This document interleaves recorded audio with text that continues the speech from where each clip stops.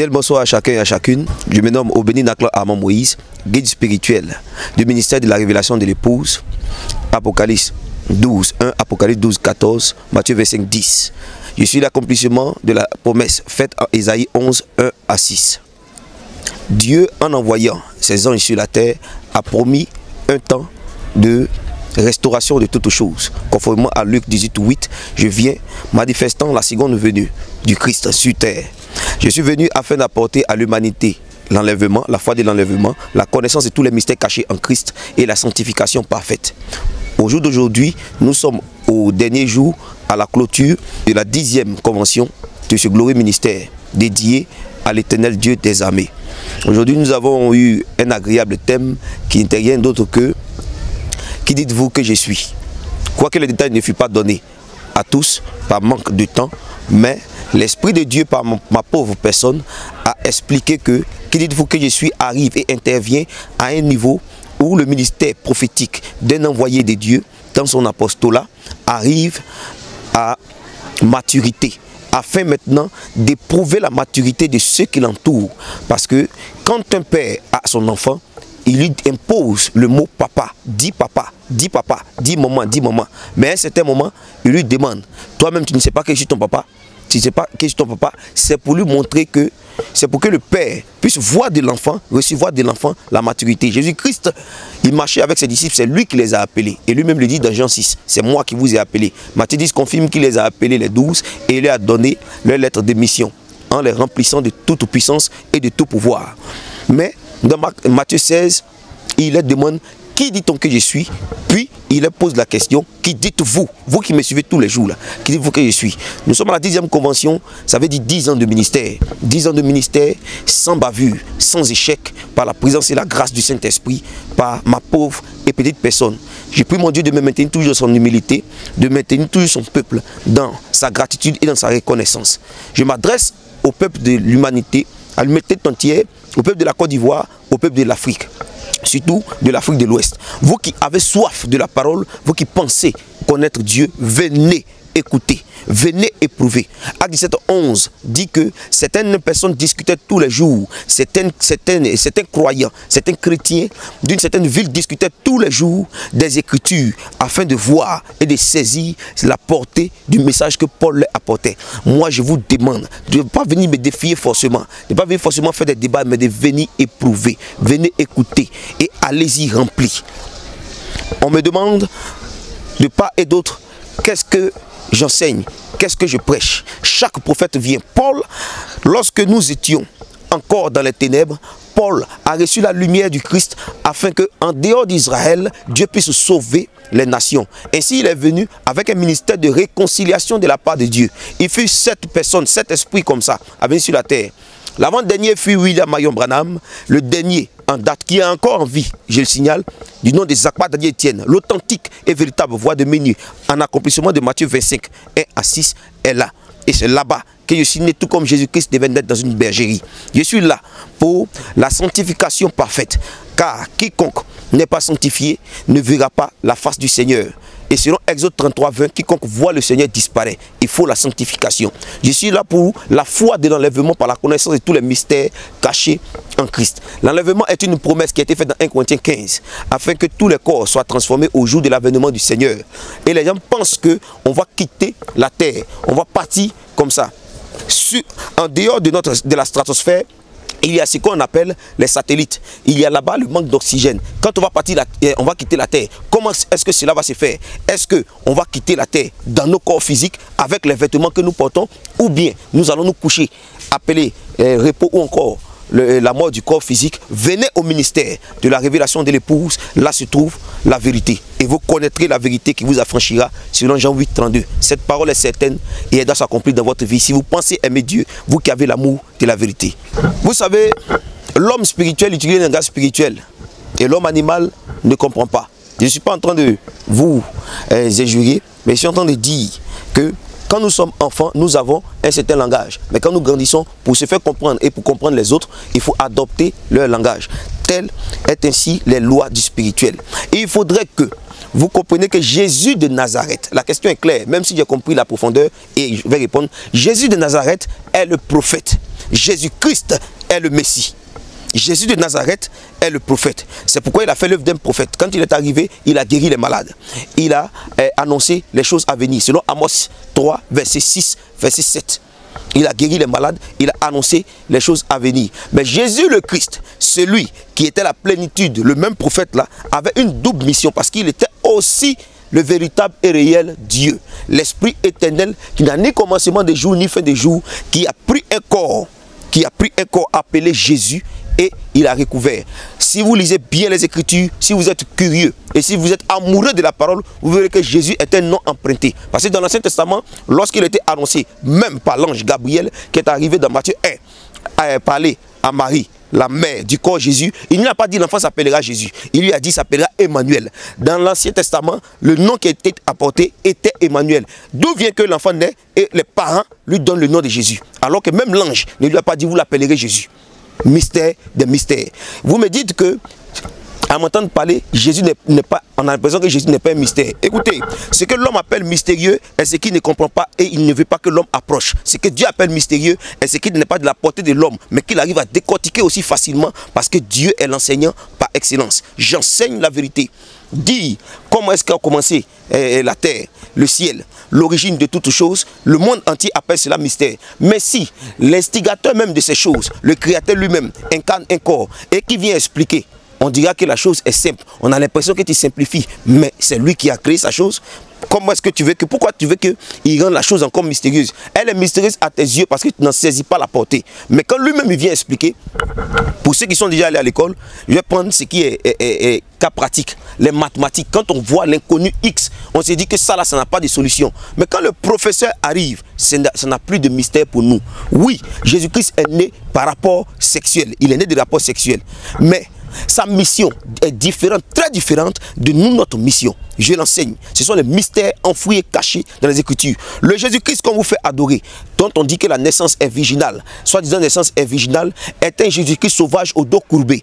Il est la représentation du Dieu Mitra des Romains, qui est né lui aussi par, comment on appelle, d'une façon virginale. Il est la représentation de l'enfant de Osiris, qui est né lui aussi sans rapport sexuel. Mais le Jésus-Christ que moi j'adore là, ce Jésus-Christ là, le corps qui a été emprunté, appelé Jésus, est né de rapport sexuel car Dieu l'a fait naître sous la loi. Il doit être un parent rédempteur. Un cochon ne peut pas venir être parent rédempteur d'un poulet. Il faudrait que ce soit en famille. Selon Genèse 1:11, c'est chaque arbre qui produit selon son espèce. Vous voyez sur la terre ici, vous me suivez? Vous voyez sur la terre ici qu'il y a des femmes, c'est une réalité, on donne dans certaines religions, ainsi de suite, on appelle ça mari de nuit, femme de nuit et autres. Depuis quand un mari de nuit a enceinté une femme de nuit, une femme, et puis elle a mis au monde quelqu'un? Pourquoi est-ce que ça n'a pas encore eu lieu? Or, Satan est imitateur selon 2 Corinthiens 11, 13, 15. Satan est imitateur, il se déguise souvent en ange de lumière. Il imite qui? Il imite Dieu. Donc, si Dieu avait procédé ainsi, Satan aurait copié cela. Et au jour d'aujourd'hui, on aurait vu plusieurs personnes naître, comme on appelle là, par des femmes. Et leur papa là, c'est des esprits. Mais même quand des démons doivent naître, Judas devait naître, il fallait que Satan possède un corps et fasse des rapports sexuels. Telle est la loi de la procréation. Et celui qui va naître là est la naissance pure de Satan, est la sémence plutôt pure de Satan. Il était ainsi pour le Seigneur Jésus-Christ. Seulement, la dispensation, l'état d'esprit dans lequel les personnes là étaient, c'est pourquoi vous verrez que la lettre des Écritures semble contredire ce que je suis en train de dire, ou c'est moi qui semble contredire la lettre des Écritures. Mais l'état d'esprit dans lequel ils étaient n'était pas un état d'esprit normal et naturel. Voici pourquoi vous avez vu certaines personnes en train de trembler et quand elles finissent, vous les avez vues sous l'emprise de l'onction, quand elles finissent de délivrer un message, elles sont comme si elles étaient perdues. Elles retournent à leur place tranquillement, puis elles suivent. Parce que c'est l'esprit qui dirige. En ce moment-là, tu n'as aucune conscience. Tu n'es plus toi-même. Tout ce qui se passe, c'est ta propre main que tu prends pour manger. La propre main que tu prends pour te bagarrer. La propre main que tu prends pour soulever le verre de vin. Mais c'est cette main-là qui devient la main de Dieu lorsque Dieu veut passer par toi pour guérir quelqu'un. Alors qu'il dira que ce que je suis en train de dire est anathème. Que lui-même, il soit anathème. D'abord, quiconque enseigne Dieu dans une église est un sorcier. Parce que Dieu s'enseigne lui-même dans son église. L'église n'est pas les 4 murs. Donc quiconque dit il va à l'église pour enseigner Dieu là-bas, c'est un sorcier, c'est un voleur, c'est un menteur, un brigand de grands chemins. Dieu descend dans son église qui est le corps humain et l'enseigne. Selon 1 Jean 2, verset 7. Il descend dans le corps humain et il enseigne. Maintenant, dehors, dans les soi-disant religions, dans les soi-disant tombeaux, là, dans ces tombeaux plutôt là-bas, là, se trouve la mort. Le Jésus qui est là-bas, là, hier, ils l'ont célébré. Hier, 25, ils l'ont célébré. Ils ont célébré sa naissance. Mais il n'était pas encore né. Qui ils adoraient? Quand il va mourir, ils vont le célébrer. Ils sont en train d'adorer qui pendant sa mort? Un Jésus prématuré, précoce. Ce n'est pas mon Dieu. Celui dont je parle là.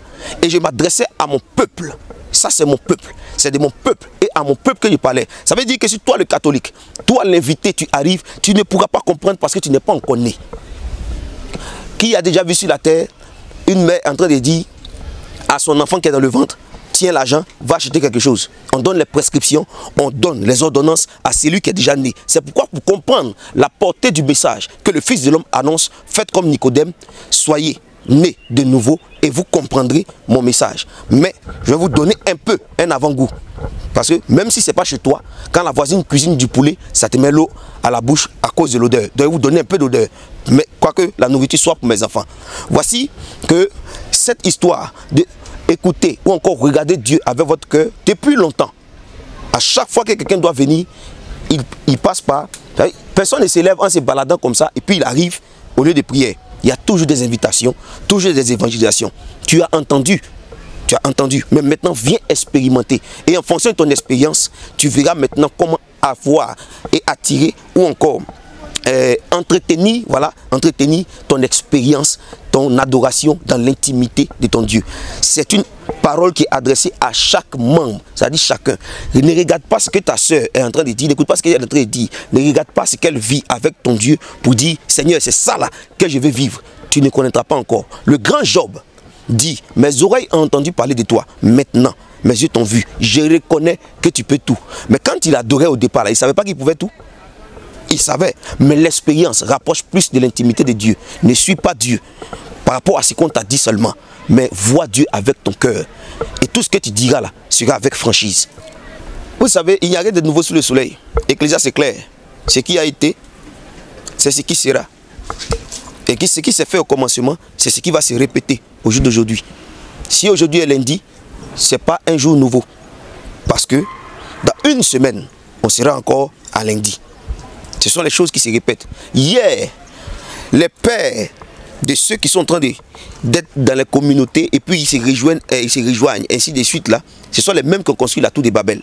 D'abord, au temps de Jésus appelé le Christ, ils ont formé ce qu'on appelle le clergé, le Sanhédrin, ou, comment on appelle là, certains juifs, certains sadducéens, pharisiens, hérodiens, eux tous ils se mettaient ensemble, scribes, et ils venaient combattre la vérité. Il y a des époques durant lesquelles toutes les églises et congrégations se rejoignent. Il y a des époques pour leur guerre intestinale. Au jour d'aujourd'hui, là, observez bien, il y a ce qu'on appelle la fédération des églises de Côte d'Ivoire. Églises évangéliques de Côte d'Ivoire. Ça existe. Pour aller faire nos pièces, nos papiers, on nous demande, jusqu'au jour d'aujourd'hui, l'État nous oblige à présenter comment on appelle là, je parle personnellement, moi, nous oblige ainsi que les serviteurs de Dieu qui sont derrière moi, que j'ai un d'ailleurs, parce qu'on ne peut pas être serviteur de Dieu en dehors de la volonté de Dieu qui est de manifester. Comment on appelle la parole par le prophète, on ne peut pas être serviteur de Dieu ailleurs. Donc ça veut dire qu'en dehors d'ici, il n'y a pas de véritable serviteur de Dieu quelque part. C'est faux. Tous ceux qui sont là-bas, là, c'est des apprentis. Il peut y avoir des personnes sincères dans l'adoration, mais pas de véritables serviteurs de Dieu. Voilà. Maintenant, tout ce qui est en train de se passer actuellement, ce dont vous parlez, ils sont en train actuellement de se combattre. Il y a longtemps qu'ils se combattent. Il y a longtemps qu'ils se combattent. Parce que lorsque Satan est arrivé sur la terre, il est descendu avec ses démons un peu partout et chacun a commencé à faire son adoration. L'avènement du faux Dieu, du faux christianisme que les colons ont apporté sur la terre a permis de canoniser certaines personnes. Ainsi de suite, on a vu l'église catholique qui est née. L'église catholique ainsi que ses filles ont donné naissance à tout ce que vous voyez aujourd'hui. Ministère et mission, ainsi de suite, chapelle et soi-disant église. Et ça a donné naissance à tout ça. Toutes ces choses-là, en vue de devenir à la fin former une tour de Babel pour aller contre le véritable ou encore le véritable point de l'Éternel. Et c'est ce qui est en train de se passer. Ce n'est pas une affaire d'avenir, c'est une affaire de recommencement. C'est ce qui a été hier là, qui va revenir encore. Ils se mettront tous ensemble. Aujourd'hui, ils sont en train de se mettre tous ensemble. Un matin, ils vont sortir pour dire, voici, pour prêcher Dieu, voici comment vous, dans quelle démarche vous devez être. Ça arrive. Aujourd'hui, pour faire ma 5e pièce, quand je dis que je suis homme de Dieu, on me demande de prouver. Est-ce que j'ai un parrain? Est-ce que j'ai une, comment on appelle là, une carte d'attestation pastorale ou encore un diplôme pastoral? Je dis non. Mais ça va toujours tarder, ça tourne. Ça, c'est l'un de leurs projets qui est là. Il y a un moment à venir où ils vont rejeter les Écritures carrément. Et actuellement, c'est en train de se passer. Ils ont donné un mot d'ordre qui a été lancé en fin d'année dans l'église catholique, disant à tous les croyants catholiques de dire à tous ceux tels que nous qui prêchons la doctrine, parce qu'il y a plusieurs personnes qui prêchent la doctrine, j'ai dit on prêche la doctrine, mais a-t-il les clés du royaume des cieux? Question. Donc tous ceux qui prêchent la doctrine, quand vous allez partir au paradis là, fermez la porte derrière vous, afin de mettre les, comment on appelle là, de faire un lavage du cerveau, de les borner. Et c'est comme ça. Ça s'est passé déjà hier. Ça s'est passé déjà hier. Dans les livres de Actes 13, dans les livres de Actes 19, certaines personnes sont arrivées et ont commencé à crier, bavarder. Il y a un qui a demandé à son ami, Acte 19, vous allez voir ça là-bas. Un a demandé à son ami, on est ici pourquoi? Il dit, je ne sais pas. Mais comme tout le monde crie, donc je suis venu crier aussi. Attraper certaines personnes parmi eux. On dit, oh lui là c'est un faux prophète. Demandez-lui, mais il a dit quoi qu'il est faux? Non, je ne sais pas, mais Jésus-Christ a dit dans les derniers temps, il y aura des faux prophètes. Ok, moi j'assume d'être faux prophète pour que le Dieu de la Sainte Bible soit vrai là. Il faudrait qu'il ait les faux prophètes, non? Donc je suis le faux prophète. Mais les faux biais là, ils ne quittent pas au ciel pour tomber. Ils copient sur le bon biais. Parce qu'avant qu'il y ait un faux biais, il y a le vrai biais qui est là. Et puis on copie dessus. Où se trouve le vrai biais? Demandez à ces pasteurs-là où il se trouve le vrai biais. On va aller là-bas. Parce que moi, je suis ouvert à toutes sortes de débats, à toutes sortes de conférences, à toutes sortes de questions. Parce que le programme était un peu serré, qu'on n'a pas eu la conférence cette année. Mais l'année prochaine, il y en aura. Et dans toutes les villes, dans toutes les assemblées, je tiens le même langage. Cela fait 10 ans de cela. Mon dernier mot, c'est pour la jeunesse. Si vous me voyez un enfant, je n'ai pas raté ma vocation, je suis très intelligent. Et les hommes qui sont autour, on dit que le sel ne se dit pas salé, mais dans les temps où nous sommes, il faudrait dire que le sel est salé. Sinon, d'autres personnes vont partir prendre farine pour aller mettre dans la sauce. Dans le temps où nous sommes arrivés là, c'est plus le temps où la sagesse doit rester à la maison et puis quelqu'un va venir trouver. On doit crier sur les murs. Et donc je suis très intelligent, je n'ai pas raté ma vocation. C'est pas parce que j'ai échoué comme on appelle là, aux différents examens ainsi de suite. Non et non. Mais c'est plutôt parce que Dieu a voulu mettre la jeunesse en avant, qui s'est choisi ce corps-là. Vous avez vu qu'il y a plusieurs personnes plus âgées que moi, peut-être même mieux nantis et mieux instruits que moi. Certainement, vu qu'ils ont de l'expérience sur la terre et physiquement par rapport à moi. Mais Dieu choisit la jeunesse. Mon cri, mon appel de détresse aujourd'hui se tourne surtout dans la jeunesse. Pourquoi est-ce que la jeunesse mondiale et surtout africaine est en train de se pervertir? Pourquoi c'est maintenant là que nous sommes en train de voir ces travers? Parce que Satan veut empêcher la jeunesse de pouvoir voir la valeur qu'elle a aux yeux de Dieu. Alors je vous appelle, si vous m'entendez, venez. Et vous tous qui dites que vous croyez en Dieu, arrêtez de fuir les débats, c'est très instructif. Écoutez tout et allez à la lumière des Écritures. Demandez toujours à votre pasteur, c'est écrit où? Qu'est-ce que cela signifie? Quand il va commencer à raisonner, à fuir les Écritures, fuyez-le. C'est un ouvrier trompeur venant de l'enfer. Que Dieu bénisse la Côte d'Ivoire, qu'il bénisse ses élus et que, comme nous sommes dans les fêtes de fin d'année, alors il puisse donner un peu à chacun pour que chacun égorge son poulet et puis lui dise merci pour 2023 qui est dans 2 jours. Soyez bénis.